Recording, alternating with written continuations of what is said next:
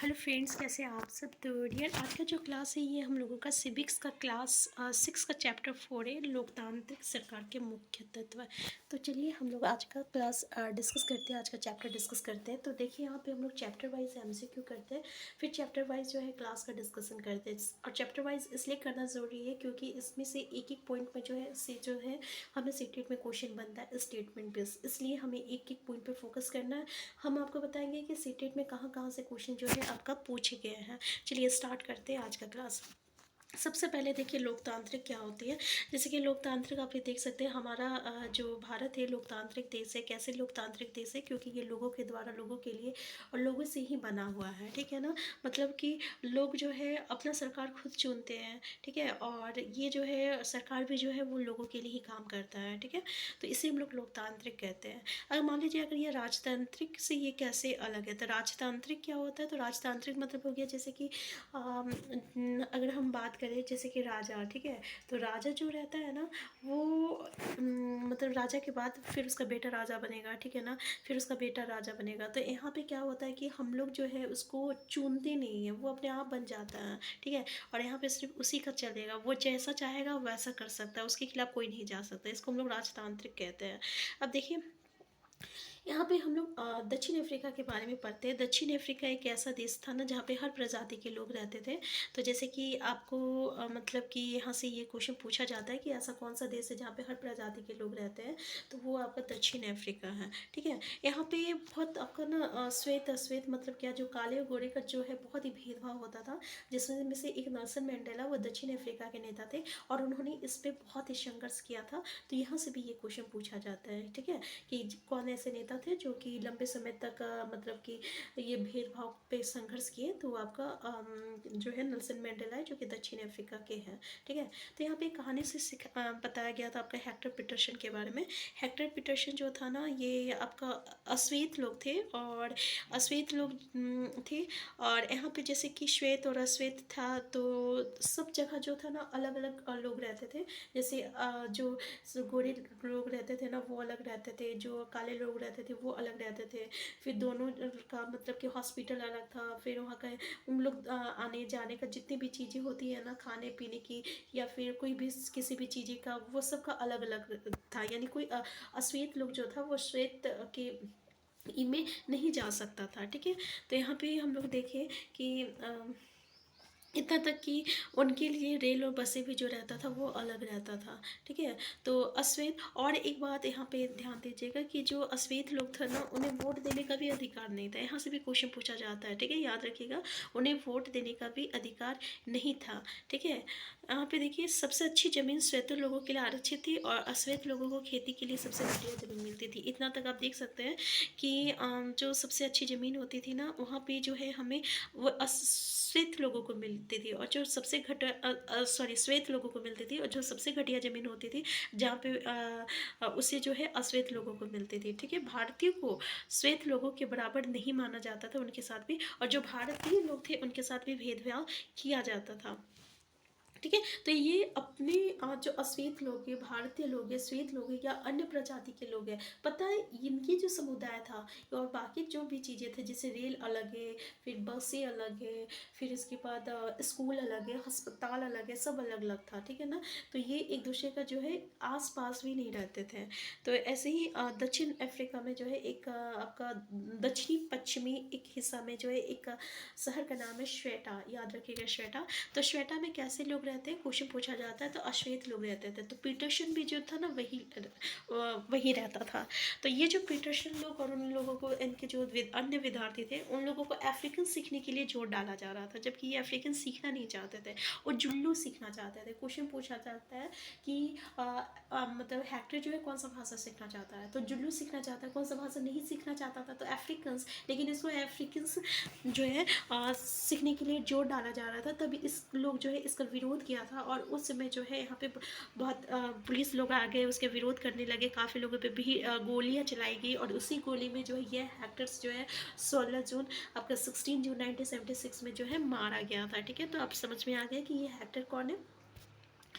तब ये जो आपका हम आपको बताया था नेल्सन मंडेला के बारे में, जिन्होंने बहुत ही लंबे समय तक इस रंग भेद पे जो है आपका लंबे समय तक इन्होंने मतलब कि इसका क्या बोलते हैं नेल्सन मंडेला जो है बहुत ही लंबे समय तक रंग भेद को लेकर जो है काफ़ी संघर्ष किए थे।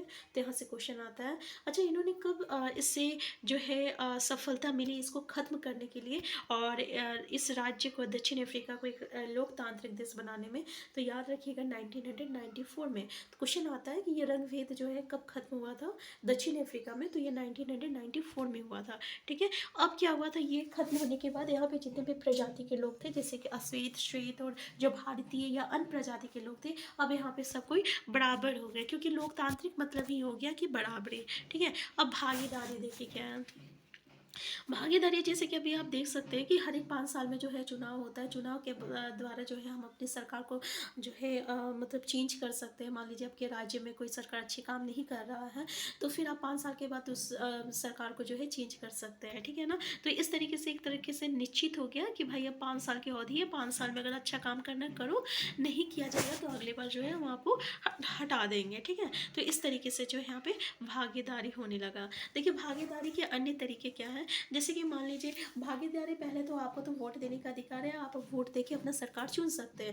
दूसरा, इसके अलावा मान लीजिए अगर सरकार बन भी गया तो इसमें आपकी भागीदारी कैसे सुनिश्चित होगा? तो भाई मान लीजिए अगर कोई मतलब कि सरकार कोई काम करता है, कोई नीति बनाता है, अगर ये नीति का अगर आप मान लीजिए सराहना करते हैं कि हाँ ये इन्होंने बहुत अच्छी बनाया, हाँ ये सरकार ये अच्छे काम कर रहा है, ये कर रहा वो कर रहा फलाना ढिकना, इस तरीके से अगर आप इंटरेस्ट लेते हैं तो ये जो है आपकी भागीदारी है। लेकिन अगर और दूसरी तरीके से कैसे कर सकते हैं, तो आप उसकी आलोचना भी कर सकते हैं कि नहीं ये अच्छा काम नहीं है। फिर कभी कभी हम लोग उसके विरोध में जो है आपका उसका विरोध भी होता है बहुत सारा। देखिएगा आपका जो क्या कहते हैं उसको विरोध होने के बाद जो नहीं बैठते, अभियान चलाया जाता है, सॉरी अभियान। तो ऐसे बहुत सारे अभियान भी निकलता है जो कि उसके विरोध में, सरकार के विरोध में होता है कि नहीं ये काम जैसे सही नहीं है। जैसे कि अभी ओपीएस को लेकर, न्यू पेंशन सिस्टम को लेकर काफ़ी भगदड़ हुआ था, काफ़ी मतलब कि क्या कहते हैं अभियान चला था कि नहीं ये जो है सिस्टम ये गलत है, न्यू पेंशन सिस्टम और पेंशन सिस्टम आना चाहिए। ठीक है, तो इस तरीके से जो है हम आप अपना भागीदारी सुनिश्चित कर सकते हैं। ठीक है, तो यहाँ देखिए ऐसे कई तरीके हैं जिनके द्वारा लोग जो है अपनी मतलब राय जो है व्यक्त कर सकते हैं और सरकार को ये समझा सकते हैं कि उसे क्या कार्रवाई करनी चाहिए या नहीं। देखिए इस तरीके में, हाँ धरने होता है, जुलूस होता है, हड़ताल होता है, हस्ताक्षर अभियान होता है। जैसे किसान लोग कितने दिन तक देखिए हड़ताल किए थे, फिर धरना दिया था। ठीक है ना, ऐसे बहुत सारी हुआ था। जैसे कि अभी हाल ही फिलहाल में जब वो वैकेंसी आया था रेलवे का, तो वहाँ पे बहुत ही धरना प्रदर्शन हुआ था।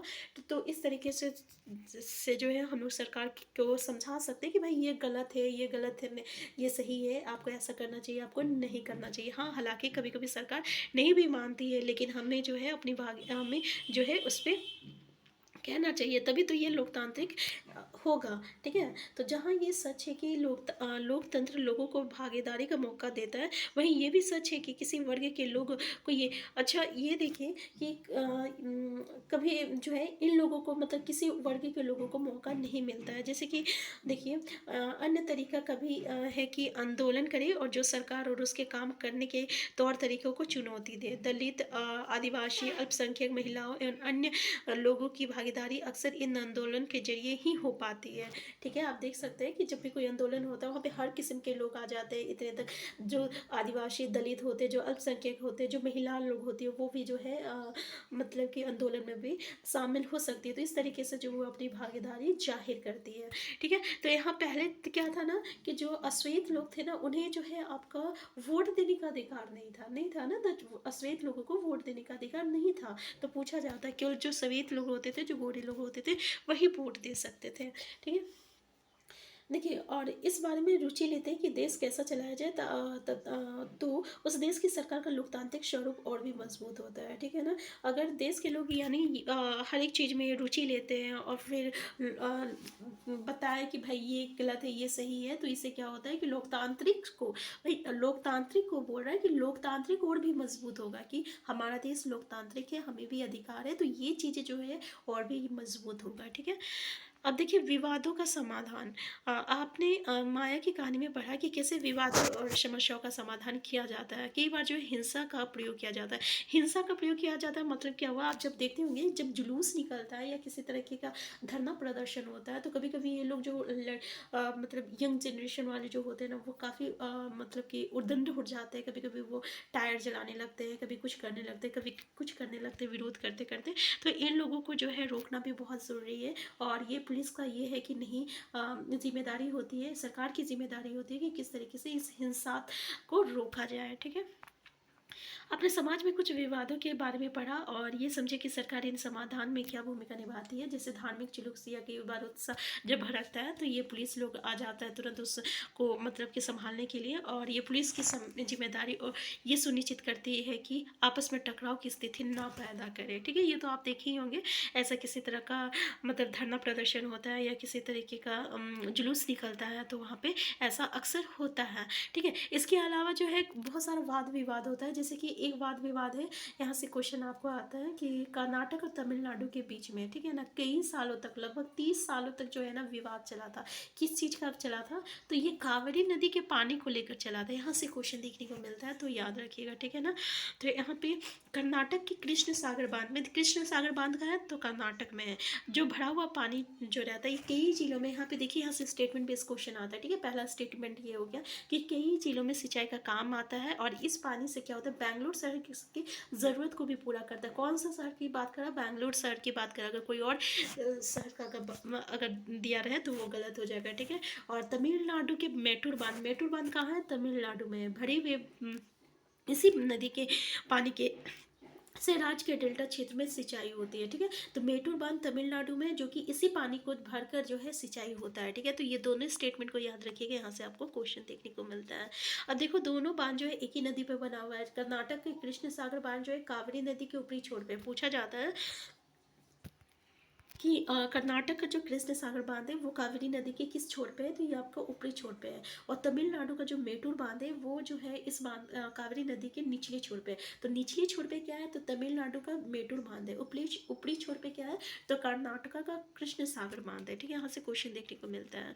ठीक है, तो मेटूर बांध में पानी तभी भरा जाता है जब कृष्ण सागर बांध में पानी जो है छोड़ा जाता है। मतलब यहाँ समझ में आ रहा है, जब कृष्ण सागर बांध का जो पानी छोड़ दिया जाएगा तब यहाँ का पानी भरा जाएगा। ठीक है, और दोनों राज्यों को अपने लोगों की ज़रूरत के लिए जो है भरपूर पानी जो है पानी चाहिए, जो कि नहीं मिल पाता। इसी के कारण जो है उद्दाव का विवाद उत्पन्न हुआ था। ठीक है, समानता एवं न्याय लोकतांत्रिक सरकार के मुख्य विचारों में से एक क्या है, तो न्याय है और समानता। समानता मतलब क्या है कि सभी लोग एक समान है। ठीक है, जैसे कि डॉक्टर बी आर अम्बेडकर के की जो कहानी थी अस्पृश्यता, इसमें हम लोग देखे थे कि डॉक्टर बी अम्बेडकर जो है इन्होंने अपनी ज़िंदगी में काफ़ी छुआछूत किया था, भेदभाव को लेकर, छुआछूत को लेकर। ठीक है ना, क्योंकि ये जो है एक दलित थे और उसमें दलित को जो था ना बहुत ही उनके साथ जो है क्रूर व्यवहार किया जाता था किसी चीज़ को छूने के लिए या उनसे गलत बहुत ही अलग अलग काम करवाने में। तो इस तरीके से जो है इन्हें बहुत ही मतलब कि संघर्ष करना पड़ा था। ठीक है, इसको लेकर।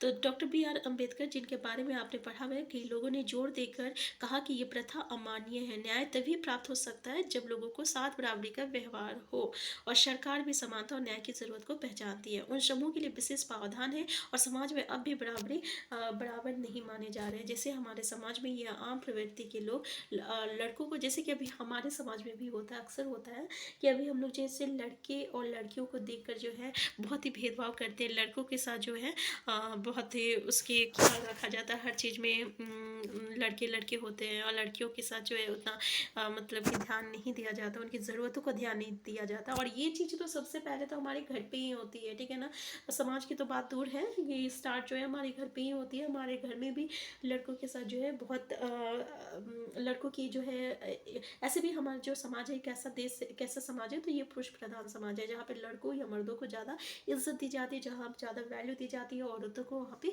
कुछ भी नहीं समझा जाता है लड़कियों के लड़कों के अपेक्षा। ठीक है, तो ये भी क्या है, आपका भेदभाव है। तो इस चीज़ को कम करने के लिए क्या किया गया कि सरकारी स्कूल और कॉलेज में जो है लड़कियों की फीस खत्म या कम करने का प्रावधान किया गया। तो यहाँ से पूछा जाता है क्वेश्चन कि भाई ये जो लड़की और लड़कियाँ के जो भेदभाव है इसको कम करने के लिए सरकार ने कौन सा स्टेप उठाया है। तो पहला स्टेप तो ये है कि उन्होंने जो स्कूल और कॉलेज में लड़कियों का फीस को थोड़ा सा खत्म कर कर दिया या फिर कम करने का प्रावधान मिला है। ठीक है, तो ये था हमारा लोकतांत्रिक का मुख्य तत्व। तो समझ में आ गया होगा कि आपको कि इस चैप्टर में हमने क्या क्या पढ़ा है, क्या इंपॉर्टेंट है, क्या इंपॉर्टेंट नहीं है। मैंने एक एक चीज़ को डिस्कस किया। ठीक है, तो ये था हमारा चैप्टर। उम्मीद करते हैं कि आपको सारा चैप्टर समझ में आ गया होगा। लेकिन हम यहाँ पे थोड़ा सा देखे नहीं है। तो देखिए कार्रवाई यहाँ किस पर सहमति या असहमति प्रकट हुई। यहाँ पे कुछ देखिए ये जो चीज़ें होती है ना, इसको पढ़ना बहुत ज़रूरी होता है, क्योंकि यहाँ से जो है हमें हमेशा क्वेश्चन देखने को मिलता है। लेकिन यहाँ से हमें कुछ इंपॉर्टेंट पॉइंट नहीं मिला था, इसलिए हम इसको स्किप कर दिए। ठीक है, तो लेकिन आप ज़रूर किसी भी जगह पढ़िएगा तो यहाँ का जो रहता है, जो बॉक्स में रहता है, उसको ज़रूर देख लीजिएगा। ठीक है, ऐसे जो इंपॉर्टेंट रहता है हम आपको बता देते हैं। तो हम आज का क्लास ये तक रखते हैं। नेक्स्ट क्लास में हम लोग नेक्स्ट चैप्टर को डिस्कस किए करेंगे। और ऐसे क्लास 6 का जो MCQ है ना, ये कंप्लीट हो चुका है सिविक्स का। ठीक है ना, क्लास 6 का MCQ कंप्लीट हो चुका है। अगर आप नहीं देखे तो आप हमारे प्लेलिस्ट में जाके देख सकते हैं। चैप्टर का डिस्कशन बाकी है। क्लास 7 का MCQ भी स्टार्ट हो गया। अगर आप चैनल में नए हैं, चैनल को सब्सक्राइब कर लीजिएगा। वीडियो हेल्पफुल होगा तो लाइक शेयर करना मत भूलिएगा। Thank you.